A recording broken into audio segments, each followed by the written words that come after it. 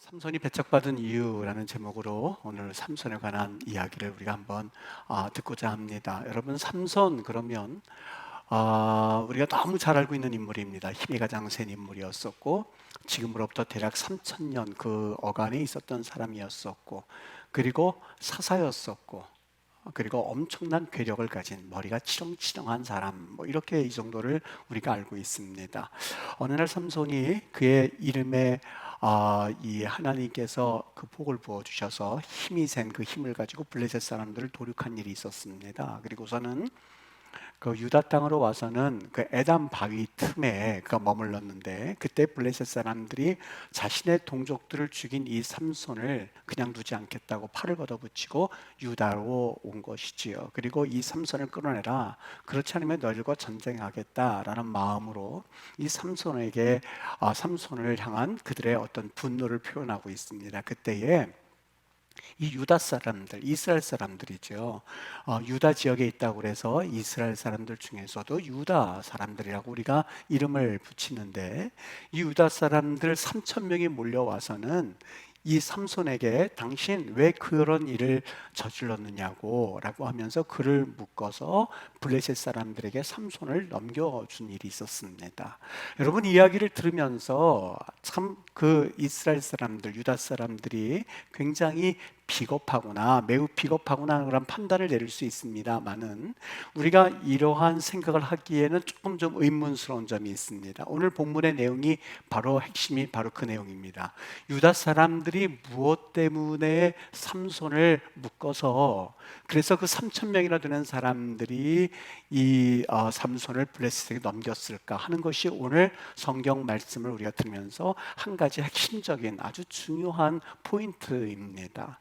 여러분, 생각해 보십시오. 3천 명이라고 한다면 나중에 이제 이 삼손이 나귀 턱뼈를 가지고 1,000명을 때려 죽인 그러한 사건도 있었는데, 이 삼손의 힘을 감안해 볼 때에 3천 명이 몰려왔다고 하는 것은, 첫 번째, 삼손이 그만큼 힘이 세기에 3천 명이 몰려와도 사실 감당하기가 버겁다는 것을 알았기 때문에 그들이 와서 삼손을 결박한 것이 아니라 그냥 그에게 책망조로 왜 자네가 그런 일을 저질렀는가 라고 하면서 책망하면서 죽이지 않을 테니 당신 우리의 결박을 받으라 라는 말과 함께 삼손과 대화하는 장면이 나옵니다. 여러분, 이렇게 힘이 센 삼손이라면 유다 사람들 3천 명과 함께 삼손이 힘을 합쳐서 블레셋 사람들과 전쟁을 한번 해볼 만도 하지 않습니까? 왜 굳이 그 유다 사람들은 삼손을 묶어서 블레셋 백성에게 넘겼을까 하는 그러한 질문입니다. 여러분, 왜 그렇다고 생각을 합니까? 물론 여기에는 그냥 우리가 일반적으로 생각해 볼 수 있는 아주 평범한 그런 답변이 있죠. 여기 그러죠. 블레셋 사람이 우리를 관할하는 줄 알지 못하느냐라고 말하고 있는데, 이 말은 블레셋 사람들이 우리를 지배하고 있는데 왜 그들에게 복수한다고 그 사람들을 감히 건드렸니? 그래서 이 삼손을 넘겨줌으로써 자신들이 이 블레셋 사람들과 싸우지 않고 평화롭게 지내기 위해서 한 사람만 넘겨주면 사실 블레셋과 우리 이스라엘 사람들이 싸울 필요가 없었거든요. 그러니까 그를 넘겨주고 좀 평화스럽게 살겠다라는 그 마음이 그들에게 있었을 수도 있습니다.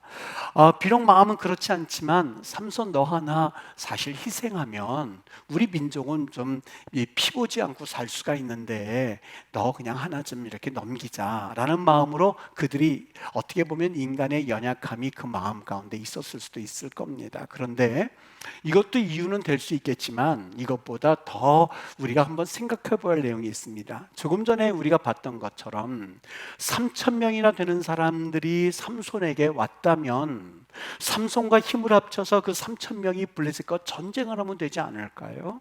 왜 굳이 그들이 삼손을 이길 수 없는 3천 명이라고 느낀 나머지 그를 달래가지고 그를 넘겨만 했던 걸까? 도대체 그 이유가 뭘까? 굳이 그들이 비겁해서만이었을까? 아니면 또 다른 이유가 있었을까? 여러분, 삼손이 블레셋 백성들을 죽였던 것은 자신의 나라와 민족을 위한 그 어떤 열정 때문이 아니었었어요. 무슨 일이 있었냐면, 이 삼손이 부모의 명을 거역하면서까지 블레셋 여인과 결혼을 했거든요. 근데 이 블레셋 여인과 결혼하면서 풍습이 있었는데, 블레셋 풍습이 있었는데, 그것은 그날 밤에 친구들이 이 삼손이 수수께끼를 했을 때에 그거를 맞히느냐 못 맞히느냐는 게임과 같은 그런 풍습이 있었던 거예요. 근데 이 삼손이 수수께끼를 했는데, 자, 강한 자에게서 단 것이 나오고 먹는 자에게서 먹는 것이 나오는데 이게 뭘까요? 라고 하는 수수께끼를 했던 거예요. 이게 무슨 발상에서 그런 수수께끼를 했냐면, 그가 블레셋으로 내려가다가 사자가 있었거든요. 그걸 찢었더니 거기에서 벌꿀이 나온 거예요. 그러니까 그 벌꿀을 먹고서는 가만히 보니까 아하, 이거는 못 맞히겠다 생각하고 강한 자에게서 단 것이 나오고 먹는 자에게서 먹는 것이 나오는데 이게 뭘까? 강한 자는 사자고 그리고 먹는 것은 벌꿀을 의미했거든요. 이것을 알 리가 없죠. 그러니까 이 블레셋 사람들이 삼손의 예비 아내를 그냥 부추겨서 너 이거 우리에게 알려주지 않으면 네 부모와 네 가정을 그냥 두지 않겠다 꼬시니까 이 여자가 삼손에게 물어봐서는 그 답을 알려준 거예요. 얼마나 배신감을 느꼈겠습니까? 삼손이 화가 난 나머지 너희들 내 아내가 아니고서는 이것을 알 리가 없다 생각하고 그 분풀이로 어떤 분풀이를 했냐면 사실 자기 집으로 그냥 돌아가 버린 거예요.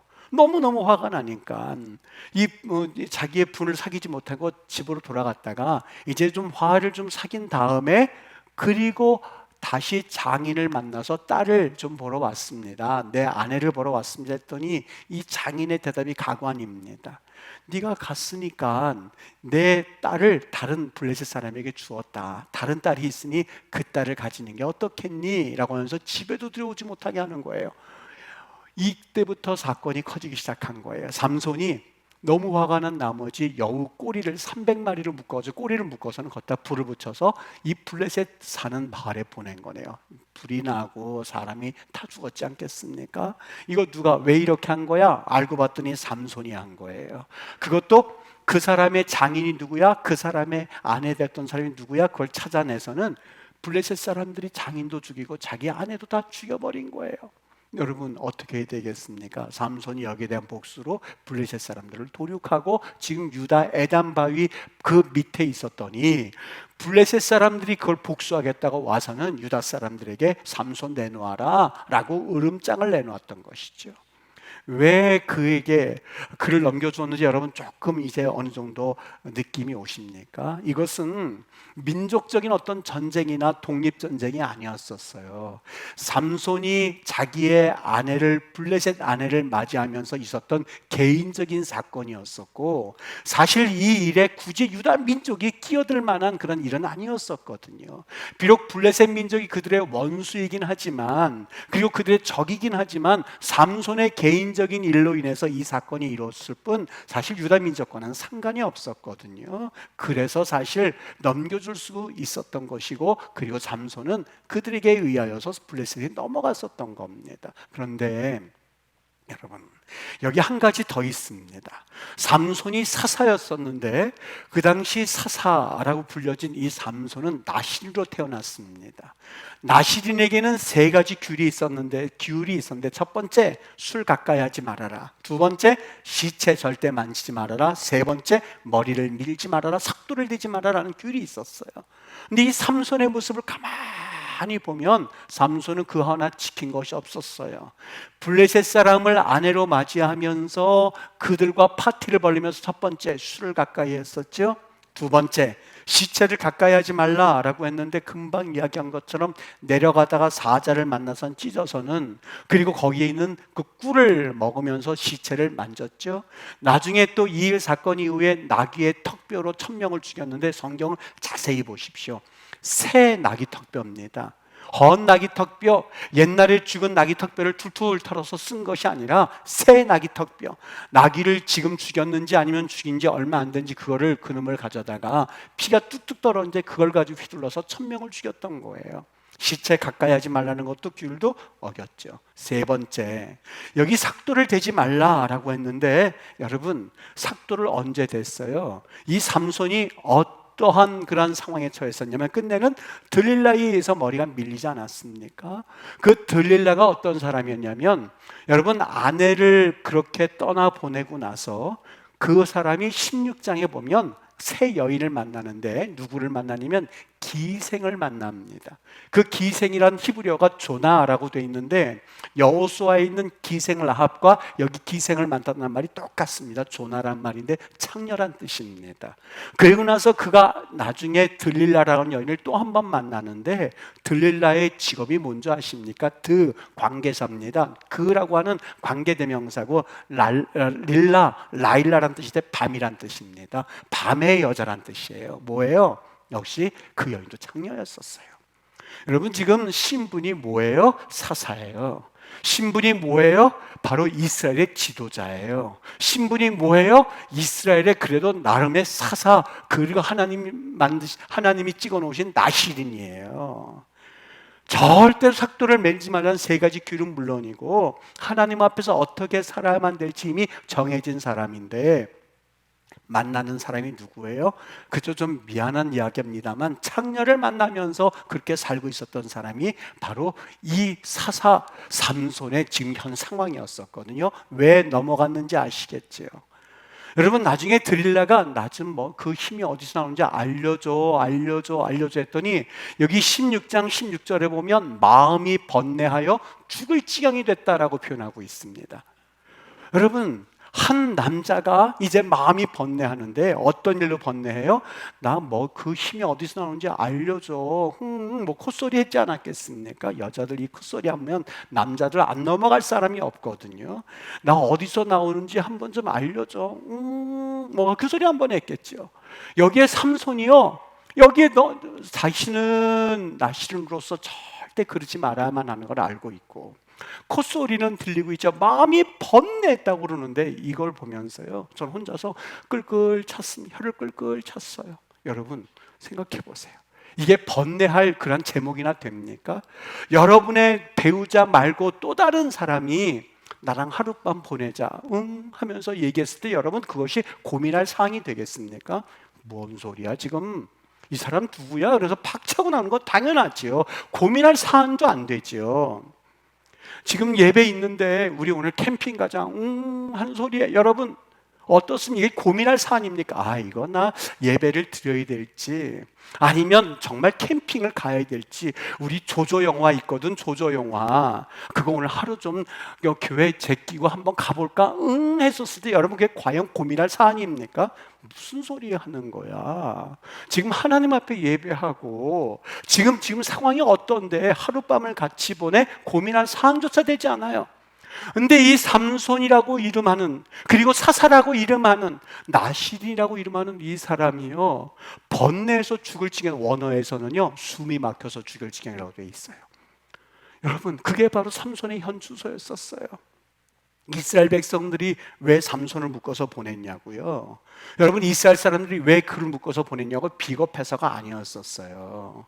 그 사람을 지금 묶어서 보냈던 이유는 삼손은 단 한 번도 이스라엘이 처한 상황에 대한 책임의식이나 하나님이 자기에게 왜 그런 힘을 주셨는지에 대한 사명의식이나 그것이 한 번도 없었어요. 더더군다나 그가 끌려가지 않습니까?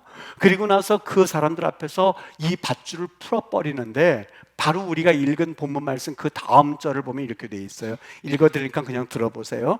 블레셋 사람들이 그에게로 마주 나가며 소리 지를 때 여호와의 영이 삼손에게 임하심에 그의 팔 위에 밧줄이 불탄 삼과 같이 그의 결박된 손에서 떨어진지라 라고 되어 있습니다. 여기 이 삼손이요 하나님 앞에서 나갈 때 여기 이 삼손도 역시 이 소리 진다는 표현이 있는데 여기에는 우리가 자세히 되어 있지는 않지만 루아라고 하는 표현을 썼어요. 여러분 삼손이 나갈 때 루아라고 하는 그 표현은요 예를 들면 칼이라는 표현도 있고 짜크라는 표현도 있고 여러 말이 있는데 루아라고 하는 말의 의미가 뭐냐면 그냥 우아 이 소리예요.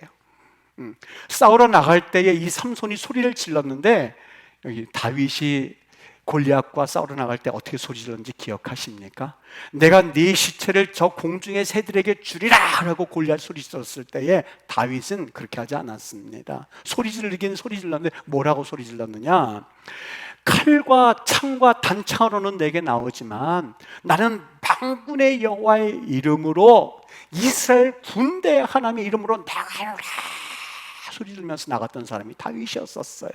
근데 삼손은요, 단 한 번도 자기의 힘을 가지고 싸우는 나긴 하지만 단 한 번도 여호와 이름이라는 이름을 불러본 적이 없어요. 하나님의 이름을 불러본 적이 없어요. 그래서 소리를 지르는 게 와 소리 지르면서 나간 게 바로 이 삼손의 모습이었었어요.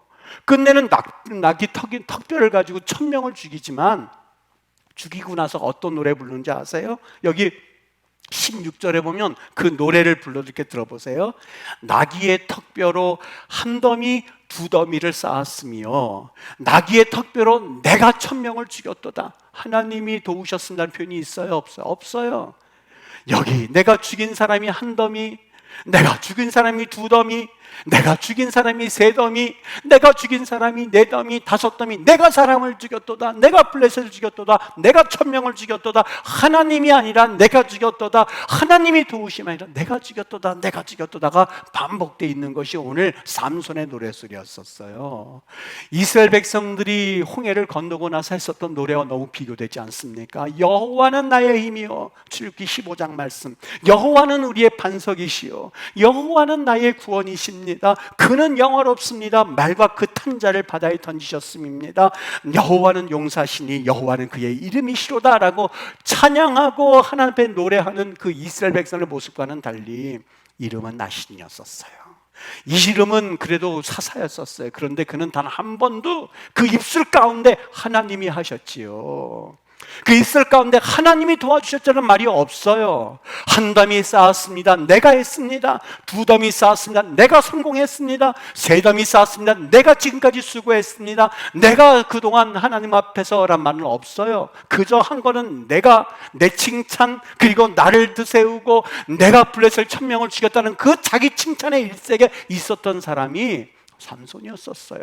왜 그를 남겼는지 여러분 조금 이해가 되십니까? 이스라엘 백성들이 보기에 여러분 나실이라는 이름을 가진 자, 사사라는 이름을 가진 자, 하나님의 영을 입은 자, 하나님 앞에 그 놀라운 축복을 받은 자의 모습이 사실 그들이 보기에도 가관이었었던 거예요. 그들이 보기에도 네가 사사? 네가 나실인?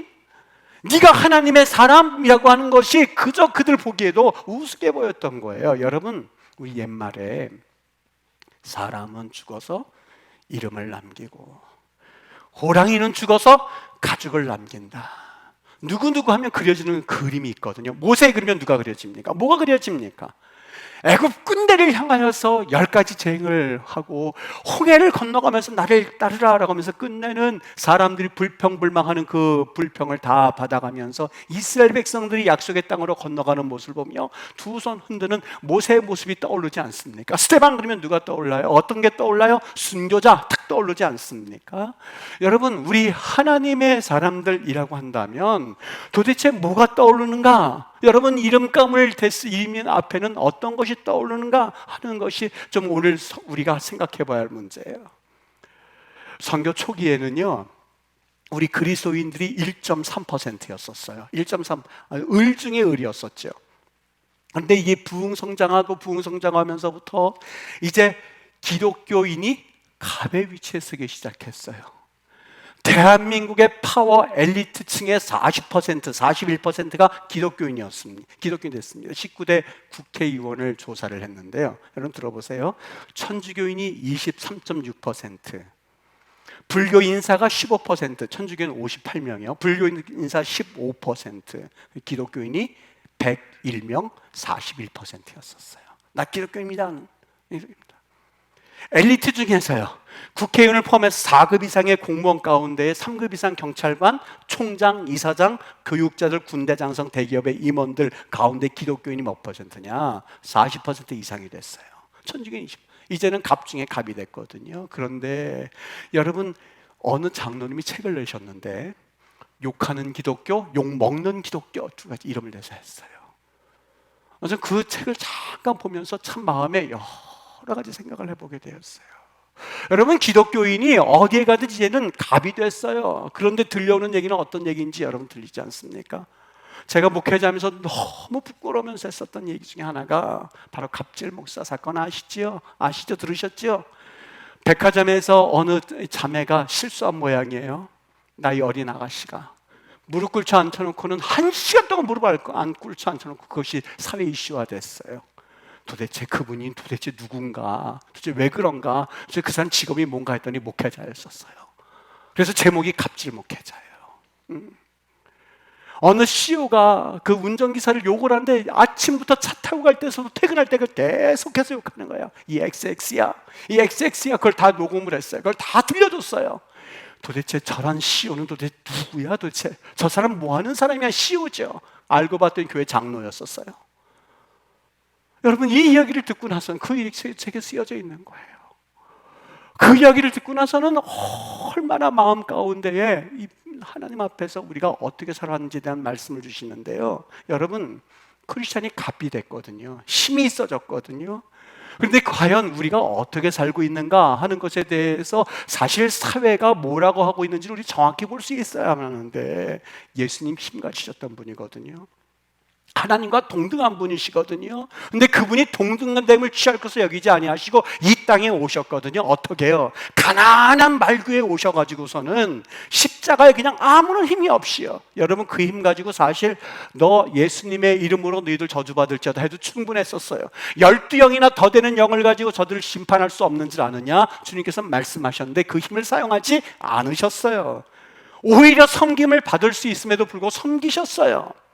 여러분, 과연 예수님을 따른다라고 했을 때에 그 따른다의 의미가 무엇일까? 우리 그리스도인 하는데 도대체 그리스도의 의미가 뭘까? 여기 누가복음 14장 13절에 보면 우리에게 주신 말씀이 있습니다. 너희 중에 누구든지 자기의 모든 소유를 버리지 아니하면 능히 내 제자가 되지 못할 거다. 자기의 모든 소유, 여러분, 소유라고 하는 것이 그냥 단순히 물질만 의미하지 않아요.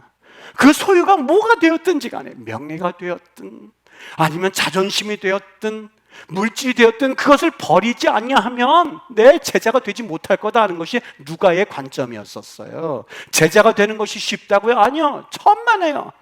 우리 예수님 믿고 사실 기도할 때나 뭐 할 때나 저부터라도 하나님 우리를 보호해 주셔서 감사합니다 그러는데 본래 기독교 정신은 그게 아니었었어요. 동방박사들 그 헤롯 대왕의 이야기를 듣고서는 황금과 유황과 몰약을 바치지요. 그리고 이제는 헤롯 왕에 가서 칭찬받고 재산을 받고 명예를 얻고 이제 얼싸둥둥하면서 자기 고향길로 돌아갈 날만 남았는데, 그날 밤 천군 천사가 나타나서, 주의 사자가 나타나서 그에게 말해요. 이 천군 천사들이 나타나서 그 동방 박사를 다른 길로 갈래? 무슨 말씀하는 겁니까? 내가 어떻게 해서 지금까지 여기에 왔는데 돌아가려면 이제는 헤롯 왕에 의해서 우리가 이제는 고생 끝 행복 시작의 그 이야기를 들을 때 무슨 말 하시는 겁니까? 그런데 성령께서는 그 의도가 아니었었어요. 여러분, 예수 믿으면 정말 고생 끝 행복 시작이라고 여기십니까? 정말 목회자가 축복하는 그 축복만 아멘이고 아무런 하나님 앞에서 의무나 기독교인으로서 성결, 하나님 앞에서 이 성결함의 의미가 없다고 보십니까? 정말 그렇게 믿으십니까? 여기 하나님 앞에서 그 말씀을 들은 동방 박사들이 다른 길로 돌아갔다고는 다른 길은 없어요. 7배, 8배 돌아가는 사막길밖에는 없어요. 성경에서 그들이 고국으로 돌아갔다고 되어 있는데 아니요. 돌아갔다는 말, 안악순회라는 말은 돌아가서 안전하게 도착했다는 말이 아니라 글로 향했다는 말이에요. 고생 시작, 그리고 고생 끝 행복 시작이 아니라 고생 끝 이제 죽음이 길밖에 안 했던 것이 바로 동방박사의 모습이었거든요. 그런데 우리는요, 예수님 우리에게 구원해 주셔서 감사합니다, 내게 생명 주셔서 감사합니다, 아멘. 그리고 나서 내가 가진 모든 것들도 지키게 해 주시옵소서, 하나님 없는 것도 얻게 해 주시옵소서라고 하는 것이 우리의 모습 아닙니까? 그것을 말씀하고 있었던 거예요. 존 스토트 목사님이요, 옛날 올소스 철치라고 해서요 아주 이 영향력 있는 영국의 목사님이세요. 학생 때 저는 직접 그 교회를 가서 그분 설교를 들은 적이 있었어요. 지금은 돌아가셨거든요. 근데 그분이 수많은 설교를 하셨는데 녹음 테이프까지 저는 그거 사들고선 아직도 보관하고 있는데요, 이 존 스토트 목사님이 한번 이런 말씀하신 적이 있어요. 기독교의 풍경은 반쯤 짓다가 버려진 망대대 잔해로 가득하다. 무슨 얘기냐? 짓다가 많은 흔적들이 많고 멈춰서 대가를 고민하지 않는 성도들이 얼마나 많은지, 기독교 문명이 퍼진 국가들에서 수많은 이들이 그렇듯이 얄팍하기 짝이 없는 기독교 허울을 기독교라고 믿고 있다. 그들은 약간만 참여한다. 존경을 받을 정도는 참여하고 손해보지 않을 정도는 참여하지만 손해볼 정도로 참여하지는 않는다. 불편해질 정도로 참여하지는 않는다. 그들이 믿는 기독교는 거대한 쿠션에 불과하다. 불편하고 딱딱한 삶으로부터는 보호를 받기를 원하고, 그리고 기독교를 내 편의에 맞게 해석하고 그 위치와 모양을 수시로 바꿔버린다. 냉소주의자들이 교회의 위선자들이라고 욕하는 이유가 여기에 있다. 성경에서 우리에게 빛과 소금이라고 그랬죠. 여러분, 소금을 그렇게 소중히 여기고 통에 담아두고 우리 부엌 한가운데 꼭 챙겨둔 이유는 소금의 짠맛 때문에 그렇지.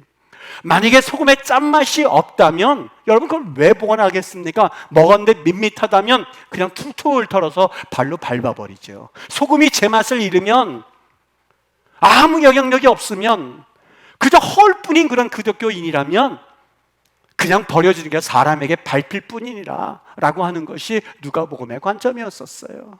어떻게 살아갈 것인가 라고 할 때에 우리 기독교는 대가를 지불하지 않는다는 거예요. 권리는 누리기를 원하고 권리는 내가 찾아 먹으려고 하는데 대가를 지불하지 않는다는 거예요. 그게 바로 기독교의 위선자들이라고 하는 거예요. 그분의 말씀. 여러분, 이 좋은 번연이라고 철로역정을 쓰신 목사님 있지 않습니까? 이분이 이제 이 권력자들이 너 설교 그만, 너 그냥 놔두, 그냥 계속하게 되면 그냥 안 두겠다, 감옥에 집어넣겠다 위협했습니다. 이 번연이 가장 마음 아팠던 것은 자기가 감옥 가는 거는 뭐 감옥 가면 말지 이거였었어요. 그런데 그의 마음에 걸렸던 게, 그저 자기가 목사지만 자기는 설교를 해야 되고 자기는 복음을 외쳐야 되는데, 그저 자기와 결혼했다고 하는 죄 하나만 있는 자기 아내, 그리고 내 새끼들. 근데 그 자녀가 가뜩이나 좋은 번의 자녀가 장님이었었거든요. 이 자녀들이 비참한 신세를 전락하는 것이 가슴 아프기 시작하는 거예요.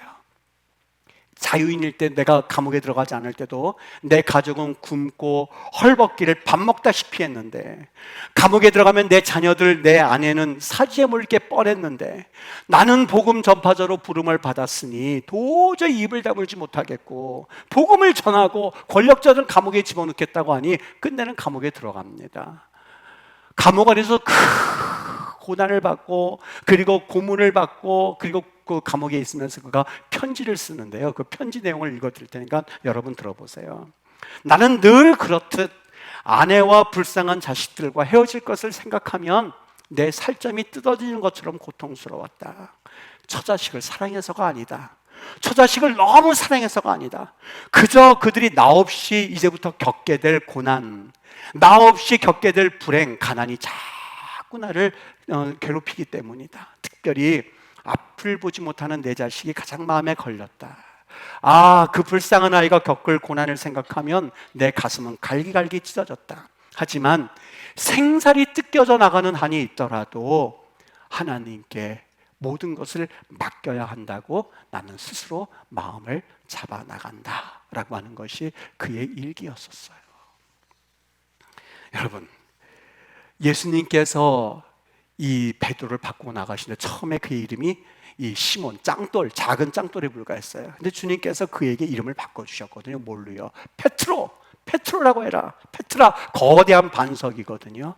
이제부터 지금까지 짱돌처럼 그런 인생을 살던 그 시몬이 이제부터 거대한 바위로 바뀌어져가는 그 과정을 오늘 성경에서 기록하고 있는데, 때로는 주님 앞에 3번 부인했다가 네가 나를 사랑하느냐, 네가 나를 사랑하느냐 3번 물은 것은, 베드로야, 이름에 걸맞게 회복하고 회개하지 않을래? 회개하고 회복하지 않을래? 라고 하는 주님의 질문이셨거든요. 그 질문에 응답하고는 거대한 베드로로 바뀌어지게 나가기 시작하는 장면이 바로 복음서의 내용입니다. 여러분, 대통령이라고 했을 때에 이제는 검사 출신이 아니고 대통령이라고 하는 그 거대한 이름의 값이 그에게는 주어지는 것이 바로 오늘날에 우리 당연히 느끼는 것 아니겠습니까? 여러분, 우리 그리스도인들에게는 각각 이름의 값이 있어요. 값이 있어요. 권사님이면 권사님, 집사님이면 집사님, 목사면 목사의 그 값이 있거든요. 여러분, 하나님 앞에서 어떻게 살아갈까? 여러분, 처음 하나님 앞에 내가 서겠습니다 했을 때 그 심령에는 어떤 고백이 있는지 아세요? 하나님, 나 은혜 받고 하나님의 사람답게 그리스도인 빛과 소금의 역할을 감당하겠습니다는 그 소원과 결단이 있거든요. 오늘 왜 그 삼손을 유다 백성이 넘겨줬겠어요? 웬만하면 야, 죽어도 같이 죽지, 살아도 같이 살고 죽어도 같이 죽지, 이게 사람의 심리거든요. 인지상정이거든요. 근데 그들이 보기에는 가관이에요. 삼손이 나신의 모습을 행하지 않았어요. 그저 자기 편리한 대로, 그저 쿠션으로 하나님을 이용했을 뿐이지, 그 힘을 이용해서 자신의 그런 이득만 채웠을 뿐이지 나라를 위하고 민족을 위한 고민거리가 없었어요. 그나마 번민하고 죽을 지경이 되었다고 하는데 그 번민은 뭐 때문에 그러냐? 자기 여자친구 때문에. 그거 하나는 없었어요. 여러분, 정말 하나님 내게 부어주셔서 하나님 학교 잘 들어가게 해주세요, 그게 목적이라고 보십니까? 정말 하나님이 그런 하나님이세요? 하나님 나를 좀 도와주셔서 하나님 나 좀 돈 좀 많이 벌게 해주세요, 직장 잘 가지게 해주세요, 하나님 이제 배우자 좋은 사람 만나게 해주세요, 좀 떵떵거리고 살게 해주세요 하는 그 하나님으로만 믿는 게 정말 하나님이라고 믿으십니까? 정말 그게 여러분의 하나님, 이거 나의 하나님이라고 믿으세요? 우리 하나님이 그런 하나님이라고 정말 여러분 보시겠습니까? 아니요. 오늘 삼손이 그들에게 패착받은 이유가 바로 여기에 있어요. 너 하나님이 정말 너에게 있어서 그저 들릴레 같은 여인에게 네 힘을 쏟고 블레셋에게 네 개인적인 원한만을 갚으라고 해줬니? 아유, 그냥 가서 우리라도 편하게 살게 얼른 블레셋에 넘겨주자 한 것이 이스라엘 백성들, 유다 사람들의 마음이었었어요.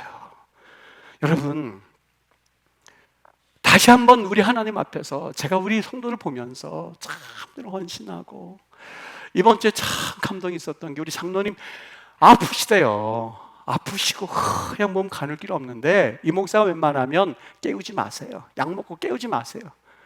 근데도 예배 나오겠다고 머리 티밀고 하시는데 마감에 아유, 장로님이시다 하는 마음이 드는 거예요. 여러분, 이 목사가 여러분 강사 들어오고 예배 오니까 제발 예배 참석하세요, 그 광고가 맞다고 보십니까? 여러분, 정말 옆에서 너 예배 드리기만 해봐 내가 죽일 거야 라고 옆에서 유혹이 온다 하더라도 머리를 싸매고 죽으면 죽으리라. 그리고 하나님 앞에서 내가 이 한 번 살지 두 번 사나 우선 하는 것이 우리 그리스도인 원래 기독교 프로테스탄트의 의미거든요. 하나님 앞에 살아가는 모습이 그거거든요. 여러분, 어떻게 살아야 하는가? 명불허전이란 말이 있죠. 어떤 사람의 명성이나 명예가 널리 알려진 데에는 그만한 삶의 가치로 살았기 때문이에요. 크리스찬 이 말의 의미는 여러분 어떤 의미인지 아십니까? 정말 우리 선조들이 목숨과 자기의 피를 흘려서 얻은 그 단어가 크리스찬이에요. 네, 크리스찬이에요 그게. 아이, 어떻게 하면 이 기독교가 내 쿠션 역할을 할까? 딱딱한 것에 대해서는 조금 이렇게 의무에서는 벗어나려고 그러고, 그리고 권리에 대해서는 그 쿠션을 좀 한번 느껴보려고 하고, 단지 내가 세상의 것도 다 취하고 기독교라고 하는 그 명예도 어깨 하나 메고 기독교인이라고 하는 그런 여러 가지 가치도 내 어깨 하나 하고 으쓱해가면서 나 기독교인이 알아가면서 그 쿠션을 만끽하면서 살라고 우리 주님께서 대신 죽으신 게 아니에요. 생명을 주셨으니 우리 뭘로 갚아야 돼요? 하나님, 헌금이요, 헌금 이 정도면 되지 않을까요? 천만에요. 하나님이 정말 그걸 원하실까요? 하나님, 내가 시간 좀 이렇게 헌신하면 됐지요? 천만이요. 1대1이에요. 하나님께서 생명을 주셨으니 우리가 갚아야 될 게 뭐가 있어요? 우리 하나님 앞에서요? 생명이에요. 생명 걸고 복음을 전하고, 생명 걸고 말씀 증거하고, 생명 걸고 내 이웃에게 복음을 증거하는 것, 여러분 그게 삶의 모습이거든요. 우리 교육자들하고 그랬어요. 성도님들께만 우리 복음 전도하지 말고 우리 같이 전도하자고. 토요일에 모여서 우리 교육자들에서 그냥 주보 들고 나가요. 아마 보신 분들 이 집에 이거 꽂혀 있는 거 있죠? 우리 교육자들이 다 돌린 거예요. 평일날 우리끼리 나가자. 우리끼리는 풀타임 교육자는 우리끼리 나가자. 다른 때 시간 없으면 우리끼리 나가서 하고. 그리고 성도님들에게도 그 복음 증거하고. 아이 그 복음 되든 안 되든 전도가 되든 안 되든 그거는 하나님이 하실 일이고 대토를 주실지 뭐 하실지 하나님의 역사지. 그리고 하세요. 해요. 우리 교육자들이요. 여러분 어떻게 살아가시는 게 맞다고 보십니까? 이거는 여러분들에게 지금 잘못 살고 있어 똑바로 사시오란 말이 아니에요. 그렇지 않아요. 오늘 제가 그 말씀을 읽으면서 이거 내일 또 칼럼에 올라가거든요. 성결신문에. 칼럼을 쓰다가 이거 깨달아지는 거예요. 하나님 앞에서 도대체 이거 잘못 살고 있구나. 왜 그들이 그 이스라엘 백성들이 삼손을 했어요? 이유는 하나예요. 맛이 없는 소금이에요. 먹어봤자 아무 맛이 안 나는 소금이에요. 발로 밟아버린 거예요. 더 이상 우리는 당신 필요 없어. 그냥 우리라도 살게. 당신 제발 저기 가서 살아. 브리세 민족하고 가서 살아. 거기에서 그들과 함께 뭐 지지고 사는지 여우 꼬리를 잡아서 돌리든지 아니면 들릴라를 만나서 데리고 살든지 좀 우리 좀 편하게 살게. 그 모습이에요. 만일 삼손이 나라와 민족을 위해서 번뇌하고 죽을 지경이 되었다고 했었는데도 불구하고 그들이 그러한 욕을 했을까? 여러분, 하나님께 헌신한다. 여러분, 그것은 내 욕심과 내 계획과 모든 것들을 통째로 포기한다는 의미예요. 우리 기독교, 여러분 사람에게 의해서 밟혀서 그렇지요. 어마무시한 역사입니다. 정말 지금 밟혀서 아무 맛이 없이 쓸데없어서 비아냥거려서 그렇지 이거 엄청난 역사거든요. 로마도 사실 기독교를 무너뜨리지를 못했어요. 죽으면 죽여라. 나는 하나님께 예배하다가 죽을란다. 사자 입속에서도 머리 갖다 짐이 들고 인간 횃불이 되어서 타고 하는데도 불구하고 할렐루야 하다가 하는 그 광경을 보면서 로마 사람들이요 벌벌벌벌 떨었대요. 여러분 누가 떨어야 돼요? 살갗이 벗겨지는 자기들이 벌벌 떨어야 되는 것 아닙니까? 살갗이 벗겨지고 기름칠해가지고 인간 횃불로 쓸 때에 떤 건 누구였었냐? 로마 시민들이 거기서 그 모습을 보면서 으악 하면서 죽을 줄 알았더니 할렐루야 그러면서 죽는 그 모습을 보면서 몸소리를 쳤답니다. 바뀌어졌죠? 누가 몸소리를 쳐야 돼요? 기독교인들이 몸소리를 쳤어야 돼요. 그런데 누가 몸소리를 쳤어요? 로마인들이 몸소리를 쳤어요. 나중에 두 손 바짝 들었어요. 314년에 기독교 국기화하자 그래서 국교가 됐던 것이 바로 그 역사가 그래서 일어난 거거든요. 여러분 엘리샤라고 하는 자매가요 자기 부모가 예수님 믿는다고 하는 이유 하나 때문에 돌로 쳐서 맞아서 죽는 그 일들을 나중에서 듣습니다. 그 엘리샤라고 하는 자매가요 여러분에게 그 추천해드린 책에 보면 나와요. 그 자매가 그 부모가 그렇게 죽거든요. 그 광경을 그가 듣거든요. 그리고 나서 그는 예수 믿는 대가가 바로 이거구나 하는 것을 조금씩 깨닫는 장면이 나옵니다. 누가복음 14장 말해요. 누구든지 예외가 없습니다. 나는 예외되겠지 천만에요. 과연 나는 예외된다 생각하면 그거 예수 믿는 거 아니에요. 자기의 모든 소유를 버리지 아니하면 그저 소유를 버리기는커녕 조금만이라도 내 손해가 나면 기독교는 헌신짝으로 취급하고 그저 내 유익을 위해서 투사하는 우리의 인생들, 그저 조금만이라도 나한테 손해가 의무가 딱딱해지게 되면 쿠션으로 생각해서 그 거리를 딱 뛰려고 하는 우리의 모습들, 나중에 어떻게 될까? 여러분 유다 민족이 삼손 묶어서 보냈는데 과연 그 유다 민족이 누구라고 보여지십니까? 누구라고 보여지십니까? 정말 하나님 앞에서 하나님 나를 보호해 주셔서 감사합니다는 그 기도가 정말 성경적일까? 라고 할 때에 오늘 본문 말씀을 비춰서 보면 꼭 그렇지만은 않은 것 같아요. 누가복음 14장의 근거에서 볼 때요 어떻게 해야 진정한 기도예요? 하나님 다 가져가셔서 진심으로 감사합니다. 하나 남은 이 목숨마저도 가져가셔야 맞지요 라고 하는 것이 진실된 기도의 모습이에요. 조그만 헌신, 그리고 우리가 하나님 앞에서 나는 이 정도면 됐겠지, 이 정도면 기독교인, 이러한 생각에 오늘 성경에서는 초청하는 거예요. 일주일 동안 수고하셨죠. 목사님 웬만하면 위로의 말씀 주시고 웬만하면 우리를 좀 잘했다는 말씀 좀 주시지요. 그런데 성경에서 그렇게 말씀하지 않는걸요. 성경에서 단 한 번도 우리에게 그렇게 위로해주고 격려해주는 말씀이 아니거든요. 오늘 말씀 보세요. 삼손을 넘기는 그들의 모습을 보면서 몸소리가 치더걸요. 어떻게 해요? 하나님 앞에서 올바로 살지 못하는 사명자의 길을 걸어가지 못하는 그리스도인, 아무 맛이 없어서 끝내는 바깥에 버려져야만 하는 그리스도인, 아무 맛이 없어서 사실상 배척받는 크리스찬들을 오늘 성경에서 우리에게 뭐라고 말씀하시는가? 여러분, 우리 하나님 앞에 삼손이 왜 배척받았을까? 이 말씀 일주일 동안 묵상해 보십시오. 그리고 조금씩 우리 2부 예배 광고 드렸습니다만 사실 목회자로서 창피해요. 특별히 오후 예배 오신다고 하는데, 예를 들어서 특별히 금요 예배 드린다고 하는데, 여러분 예배 드리세요, 여러분 기도하세요, 목숨도 외쳐도 사실상 아무런 피리를 불어도 춤을 추지 않는 인생들이라면 여러분, 우리 하는 보시기에 뭐라고 이야기하겠습니까? 조금 이제는 나를 부인하는 삶이 뭔지, 나를 내려놓는 삶이 뭔지 여러분 한 번쯤은 생각해보고, 그리고 그 말씀에 응답을 하는 그런 복된 인생 되기를 주의 이름으로 축복합니다. 정말 잘 달리는 말에 채찍질을 더하라고, 오늘 여러분들은 그래도 말씀을 듣기 위해서 힘들지만 주일 예배 드리기 위해서 그냥 아침에 늦게까지 잘 수 있음에도 불구하고 예배 드리러 온 성도들입니다. 그리고 일주일 동안 수고했는데 지친 몸을 이끌고 온 하나님의 거룩한 백성들입니다.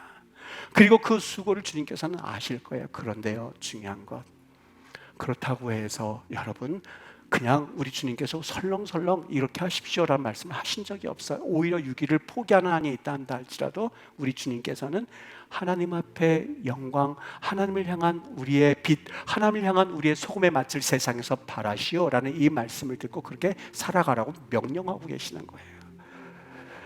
그 로마군에 의해서 죽어가는 그 초대 기독교인들을 향해서 단 한 번도 주님께서 그들을 향하여서 위로의 말씀 주신 적이 없어요. 저들을 보라 그랬어요. 저들을 보라, 저들을 보라, 영광스러운 죽음을 보라라고 하면서 담대하게 빵빠레를 올려주셨지요. 여러분, 이 시간에 박수는 쳐드릴 수 있습니다.